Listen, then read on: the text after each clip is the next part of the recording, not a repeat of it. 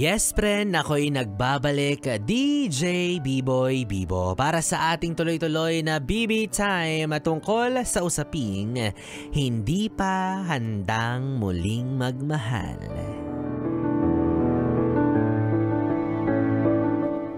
Alam nyo mga yes friend, sa kaliwat ka ng biro at parinig na nakikita at nasasaksihan natin sa paligid tungkol sa mga taong jowang-jowana. Gustong gusto nang pumasok sa relasyon. Gustong gusto nang mahanap yung the one nila. Sa kabilang banda, naroon yung mga taong kasalungat ang kahilingan. Sila naman yung mga taong ayaw pang magmahal.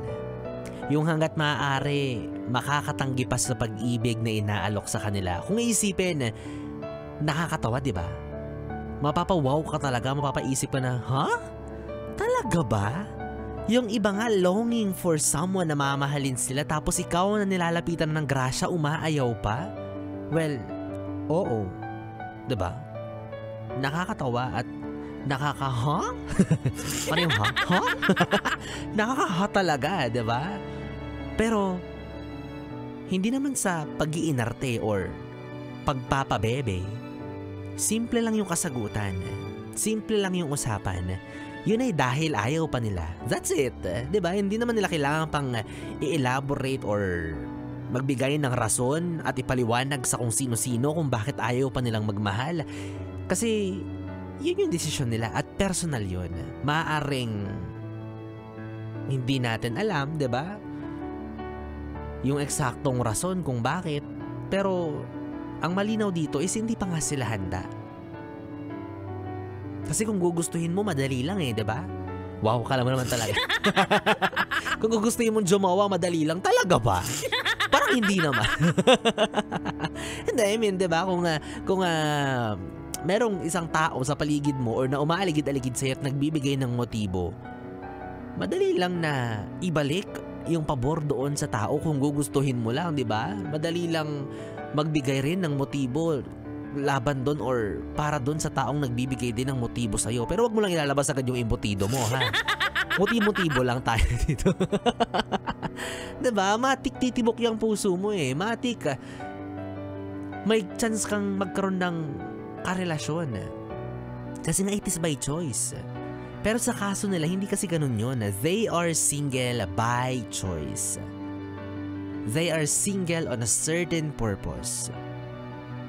They are single for a reason. Maaaring siya yung tipo ng nagmahal, nasaktan, natauhan. Kaya naisip niya na hindi na muna siya ulit muling iibig. Natauhan siya ng pagmamahal. Hindi pala basta-basta. Maaaring siya rin yung tipong nagmahal, niloko, na-trauma. Kaya may takot na siya, may pangamba ng magmahal ulit. Kaya hanggang ngayon, iniisip niya na yung nanloko sa kanya noon at yung mga taong sumusubok magmahal sa kanya ngayon ay pare-pareho lang.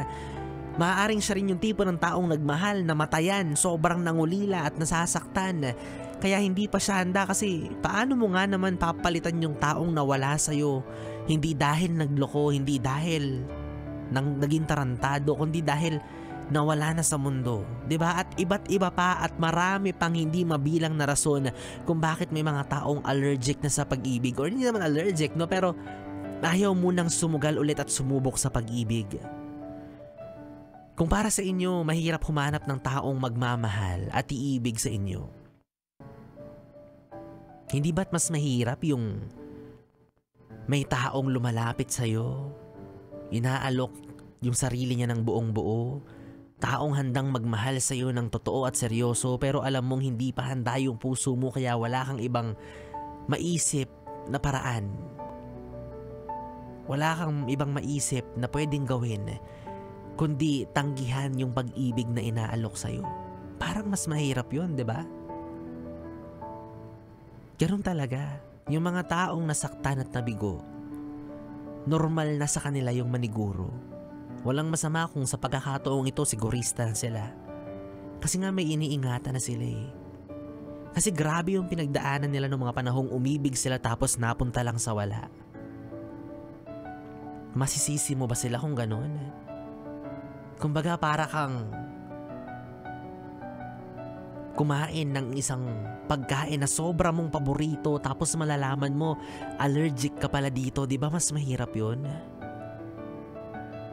Nandun yung salitang, kung pwede lang, kung kaya ko na ulit, kung hindi na sana ako masasaktan pa, kung hindi lang ako nasaktan noon, bakit hindi? 'Di ba? Hindi sila pinanganak na hindi marunong magmahal. Kaya hindi na nila alam magmahal kasi naranasan na nilang mahalin ng taong hindi alam magmahal ng tama. Kaya wag natin sila masyadong i-pressure. Ang pag-ibig po ay hindi ipinagpipilitan, hindi ipinagduduldulan, hindi yan requirement sa buhay na mema lang. 'Di ba? Masabi lang na meron kang jowa, masabi lang na meron kang partner, masabi lang na meron kang asawa, hindi po ganun 'yun. Nakadepende po ito sa nararamdaman mo bilang tao at nararamdaman mo at nararamdaman ng puso mo. Give them time and hayaan natin sila sa desisyon nila. Desisyon nila yung buhay nila yan.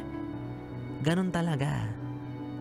May mga tao na parang cactus, nabubuhay kahit walang dilig.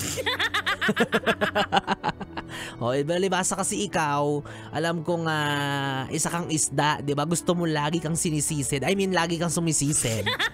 At lagi kang basa, di ba? Ay, nako. So, para sa'yo, yes, friend.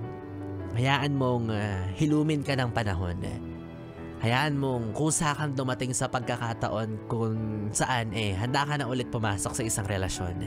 'Di ba? Relasyon na puro, relasyon na seryoso, relasyon kung saan handa ka na agad or muli na isugal yung puso mo.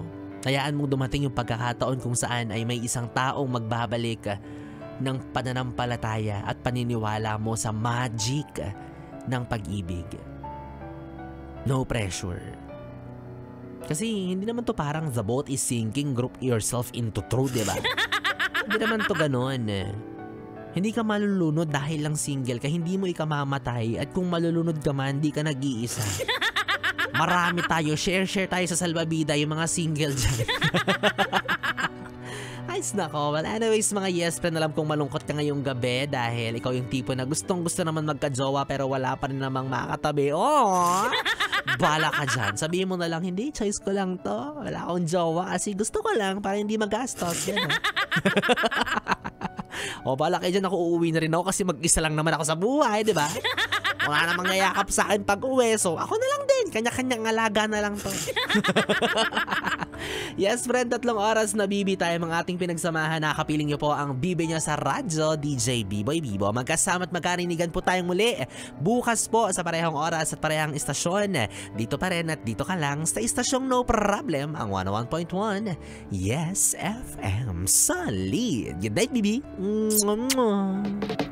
Party girls, don't get